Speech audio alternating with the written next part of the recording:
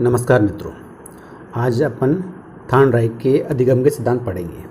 इससे पहले मैं आपको अधिगम के बारे में कुछ बताना चाहता हूँ। मित्रों, अधिगम क्या होता है?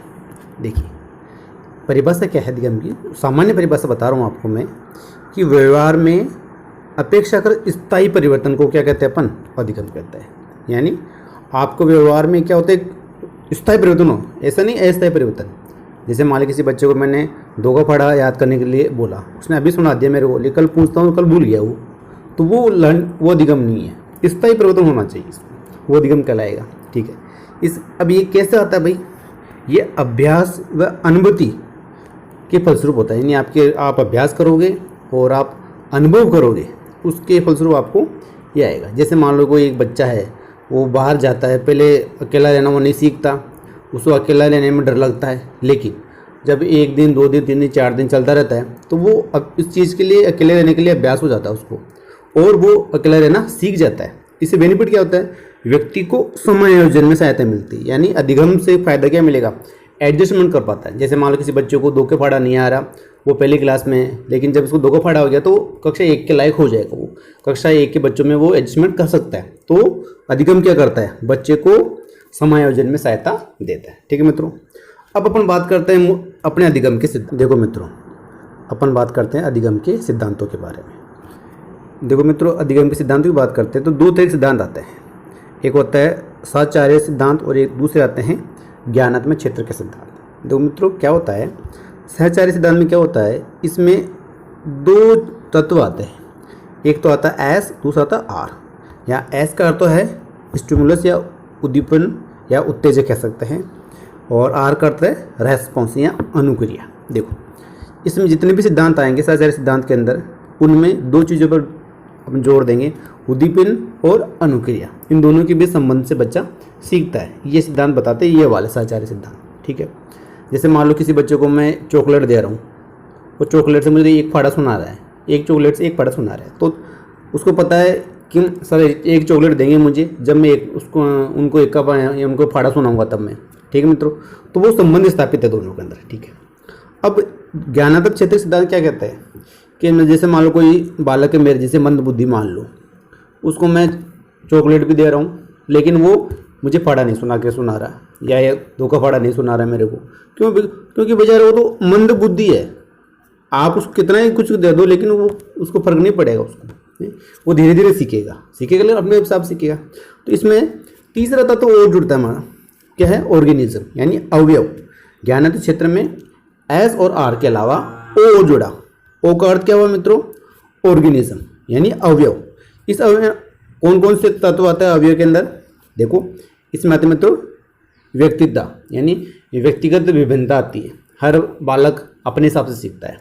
क्षमता, कोई जल्दी सीखता है, कोई लेट सीखता है। रुचि, किसी के पढ़ने में रुचि है, किसी के पढ़ने में रुचि नहीं है, सब है। ट्रेनिंग, प्रशिक्षण, किसी को बड़े ट्यूटर मिला है, किसी को बड़े कोचिंग मिली है, ट्यूशन मिली है, तो वो जल्दी सीख जाता है। कोई बिल्कुल गांव का बच्चा बेचारा कभी कहीं कोचिंग या कोई प्राइवेट कभी पढ़ा ही नहीं, तो वो सीखने में टाइम लगता है मित्रों। तो तीसरा जो आता है ज्ञानात्मक क्षेत्र सिद्धांतों में, इसके अंदर ओ और आ जाता है। 2 के अलावा तीसरा तत्व क्या आता है? ओ। एस और आर के अलावा ओ आता है। ओ का आता है ऑर्गेनिज्म यानी अवयव। बहुत सारे अवयव जो कि अधिगम को प्रभावित करते हैं मित्रों। चलिए मित्रों, ये तो मैंने आपको बेसिक चीज़ बताई है ताकि अपने को पता रहे। ये पूछ सकता है निम्न में से कौन सा साचार्य सिद्धांत नहीं है। अब इसका इंग्लिश में क्या बोलते हैं उसको मित्रों? साचार्य सिद्धांत को इंग्लिश में बोलते हैं एसोसिएटिव थ्योरीज। थ्योरी बोल दिया इनको। अब इसमें कौन सिद्धांत आते हैं? या अपने जो पावलोव के, स्किनर के, थॉर्नडाइक के सारे सिद्धांत इसी में आते हैं। तो अपन एक एक की चर्चा करते हैं। अब अपन अपने जो मेन पॉइंट है उस पर आते हैं। थॉर्नडाइक के बारे में चर्चा करते हैं अपन। देखो मित्रों, थॉर्नडाइक कौन था देखते हैं। सबसे पहले थॉर्नडाइक का याद करना, और अमेरिका का लास्ट में भी क्या आया है? ये अमेरिका का था मित्रों। कहाँ का था? अमेरिका का था। चलिए सर, अब एक चीज़ और बता रहा हूँ आपको। मनोविज्ञान का जनक या आधुनिक मनोविज्ञान का जनक कैसे कहते हैं? विलियम जेम्स को। कैसे याद करोगे भाई? देखो, मनोविज्ञान पढ़ते हैं तो अपना खोपड़ा जाम हो जाता है। दिमाग हो गया जाम, हो गया जाम से याद कर लेना जेम्स। ठीक है, जैम आ रहा है नहीं आ रहा इसमें, यानी अपना खोपड़ा जम जाता है तो जेम से याद कर लेना, ठीक है।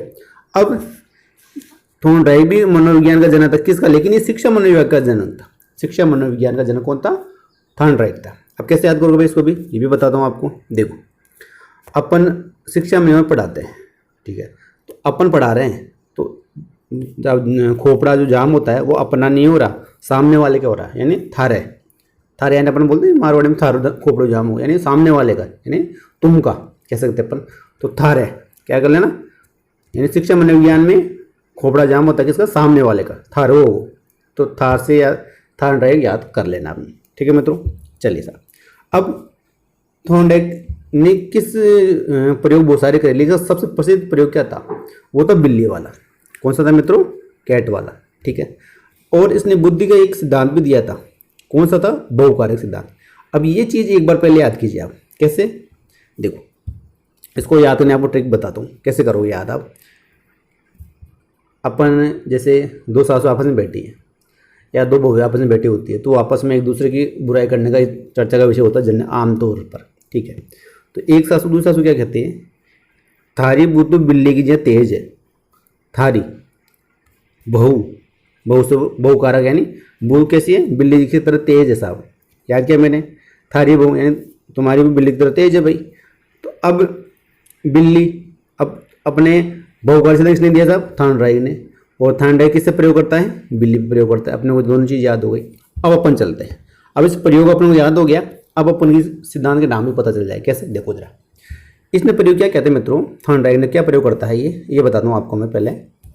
देखो इसने क्या किया, इसने एक पजल बॉक्स, मंजूसा कह सकते हैं, जिसमें बहुत सारे लीवर लगे हुए थे और गेट एक ही था, और सही लीवर को दबाने से वो गेट खुलता था, ठीक है। उसमें मैंने थॉर्नडाइक ने क्या किया, एक बिल्ली बंद कर दी साहब। चलिए साहब, फिर क्या, बंद करने के बाद में वो बाहर एक मछली लेके आता है, मछली का टुकड़ा या मांस का कुछ भी बाहर लेके आता है, ठीक है। बिल्ली भूखी थी, वो क्या करती है, उछल कूद करती है, ये लीवर पर अपने पंजे मारती है। एट लास्ट ये गलती से उसको सही लीवर पर पैर दब के गेट खुल जाता है और वो मछली खा लेती है, ठीक है। अब इसमें क्या चीज़ हो मित्रों, इसमें आपके जो उद्दीपक है या उत्तेजक वो मछली है, अंदर बिल्ली भूखी थी, बंद थी वो, ठीक है, लेकिन जब मछली दिखी तो उछल कूद करने लग जाती है, ठीक है। तो अब मछली उसको उत्तेजना देती है मछली, तो वो उद्दीपक मछली हो गई, ठीक है। अब क्या अनिवार्य करते हो, लीवर दबाना शुरू कर देती है, और सही लीवर दबता है वो मछली खा लेती है, ठीक है मित्रों। अब बार बार इसको ये प्रक्रिया दोहराई जाती है, तो धीरे धीरे जो टाइम होता है लीवर दबाने का कम होता जाता है। पहले मान लो उसको 10 मिनट लगे हों सही लीवर दबाने में, फिर उसको 8 मिनट लगती है, फिर उसको 5 मिनट लगता है, ऐसे कम होता गया। और एक टाइम ऐसा आया, उसने बस गेट में बंद किया और अपनी मछली दिखाई, तो तुरंत उसने सही लीवर पर क्या कर दिया, अपना पंजा मार दिया, गेट खोल लिया, यानी उसने सीख लिया, यानी अब मछली दिखेगी अपने को तो अपने कौन सा लीवर दबाना है, ठीक है मित्रों। ये प्रयोग किसने किया, थॉर्नडाइक ने किया। अब इसी प्रयोग पर हम चर्चा करते हैं। देखो मित्रों, अब इस प्रयोग में उसने क्या क्या इनाम दिए, देखो थॉर्नडाइक के अनुसार सीखना क्या है, एस और आर, यानी उद्दीपक या उद्दीपन कह सकते हैं या उत्तेजक कह सकते हैं, अनुक्रिया के बीच का संबंध है, ठीक है। मछली और लीवर दबाना दोनों में संबंध स्थापित हुआ, और वो लीवर दबाना सीख गई कौन, आपके बिल्ली। अपन बात करते हैं यहाँ पर, तो अब दोनों सीखना के दोनों में संबंध है, तो इसको सिद्धांत नाम क्या दे दिया, संबंधवाद का सिद्धांत, ठीक है। अब संबंध कह सकते हैं या संयोजन कह सकते हैं कि जो अपना सीखना वो क्या है, आपके उद्दीपन और अनुक्रिया के बीच का क्या है, संबंध है, ठीक है। जो जितनी जल्दी संबंध स्थापित करता है वो जल्दी सीखता है। तो साहब संयोजनवाद, संबंध बांध रहे हैं, संयोजन हो गया। संयोजन यानी एक तरह से बांधना होता है, ठीक है।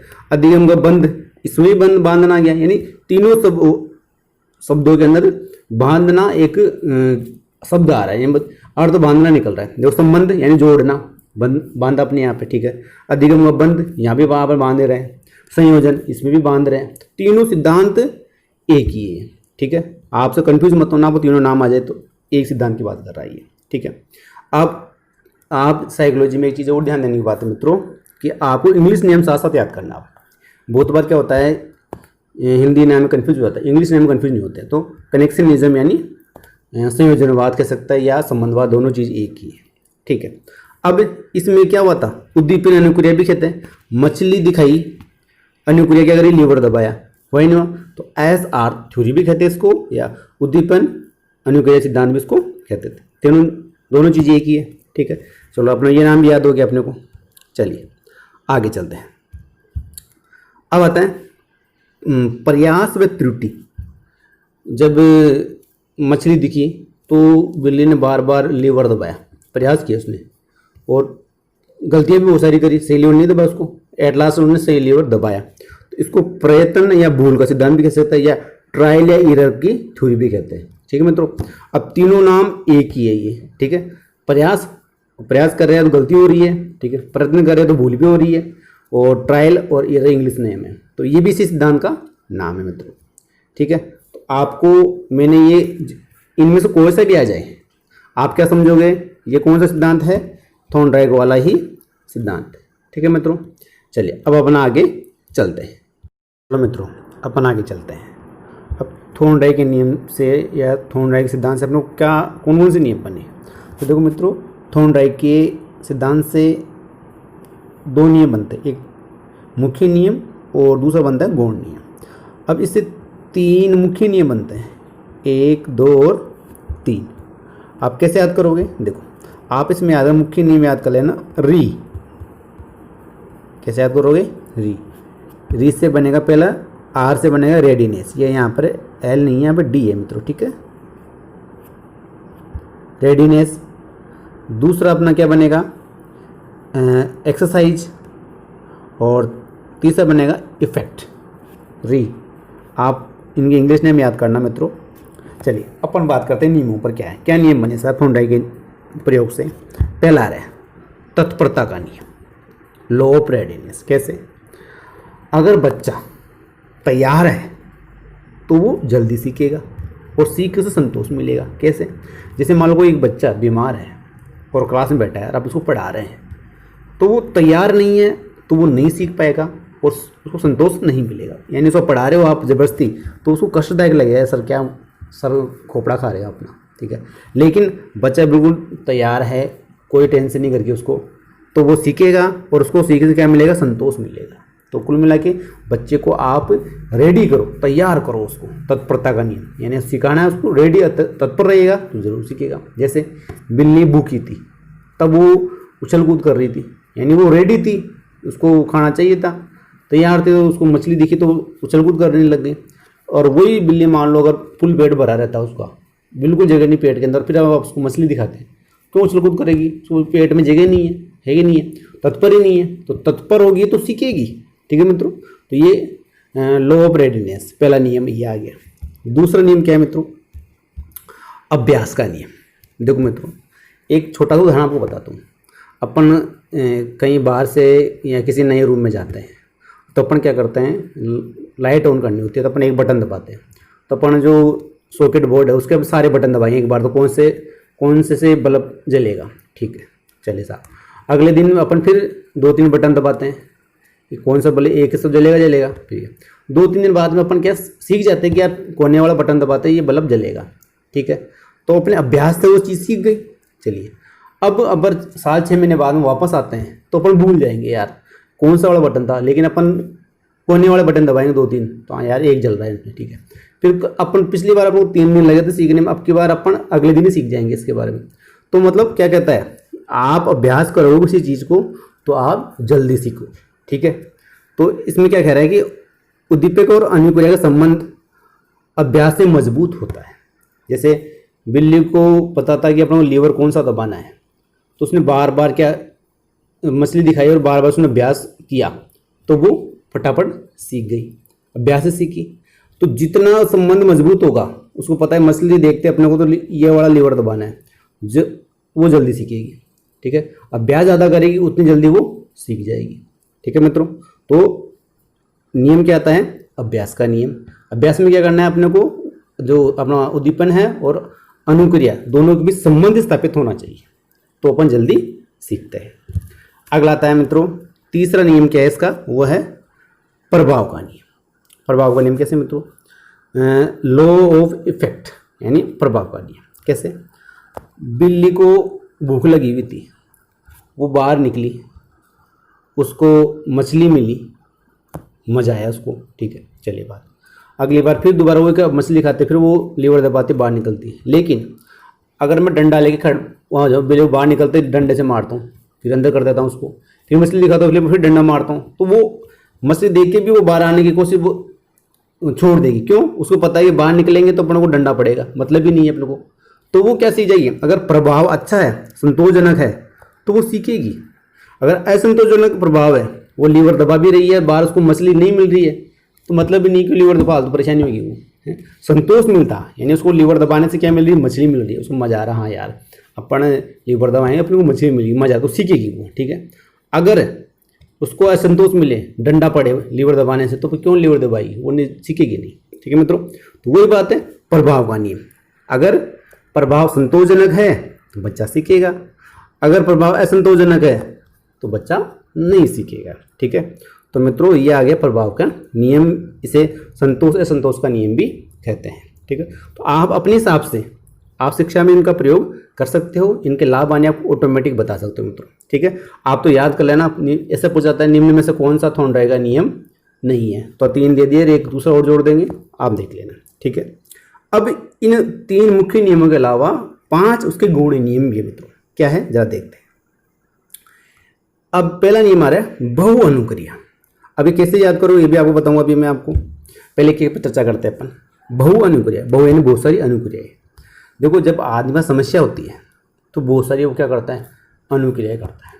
कब तक करता है? जब तक सही अनुक्रिया नहीं, तब तक कुछ ना कुछ करता रहता है, ठीक है। और जब सभी अनुक्रिया हो जाएगी, उसको बाद में क्या मिलेगा? उसको संतोष मिलेगा। कैसे? जैसे मान लो चलो आपको भूख लग रही है, मान, तो अपन क्या करेंगे? किचन में जाएंगे, आपने समस्या है भूख अपने पास में, किचन में जाएंगे, अपन सब डब्बे खंगाल के देखेंगे किसी में कुछ ना कुछ खाने को तो मिलेगा ही मिलेगा। तो अपन बहुत सारे अनुक्रिया कर रहे हैं, कभी फ्रिज खोल रहे हैं, कभी अपन हॉटकेस देख रहे हैं, कुछ ना कुछ कर रहे हैं अपन, ठीक है।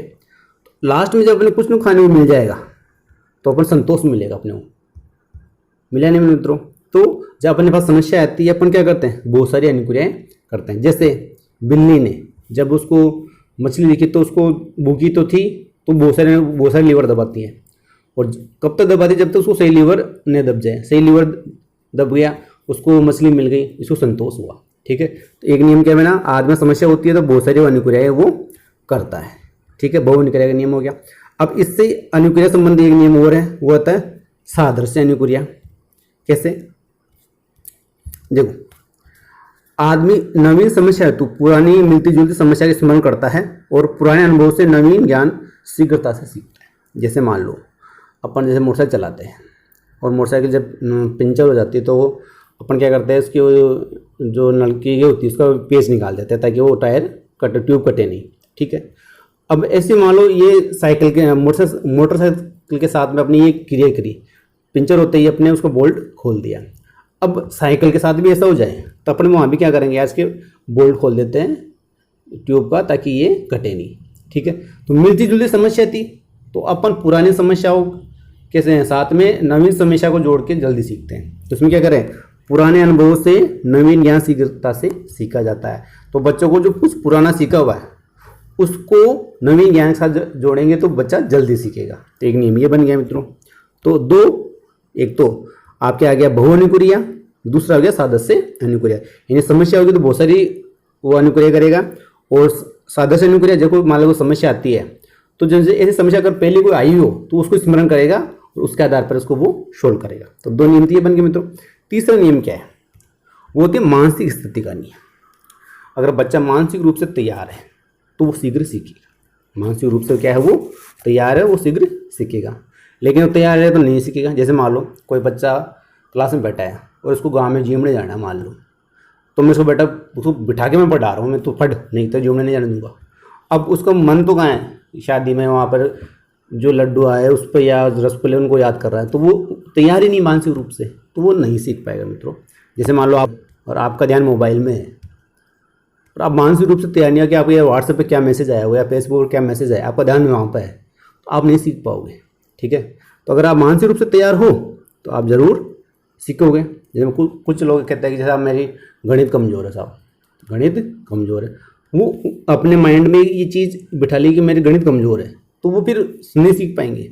हाँ, लेकिन मानसिक रूप से बोले नहीं यार मुझे गणित कमज़ोर नहीं, मैं सीख सकता हूँ, तो वो जल्दी सीखेंगे। यानी मेंटल जो आपकी मेंटल कंडीशन उस पर बहुत कुछ डिपेंड करता है आपका सीखने पर। ठीक है मित्रों, चलिए साहब, मानसिक स्थिति हो गई, यानी मानसिक रूप से तैयार होगा तो जल्दी सीखेगा।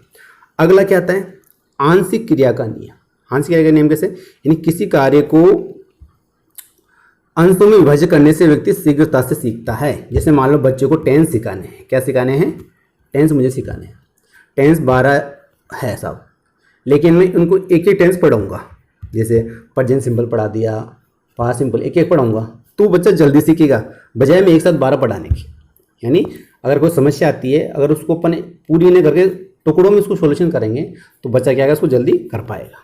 ठीक है, तो वही बात ये है, देखो आंशिक क्रिया का नियम, यानी किसी कार्य को अंशों में विभाजित करेगा तो अपन के शीघ्रता से बच्चा सीख जाएगा मित्रों। ठीक है मित्रों, चलिए साहब, अगला आता है, लास्ट वाला अंतिम है, सचारात्मक स्थानांतरण का नियम।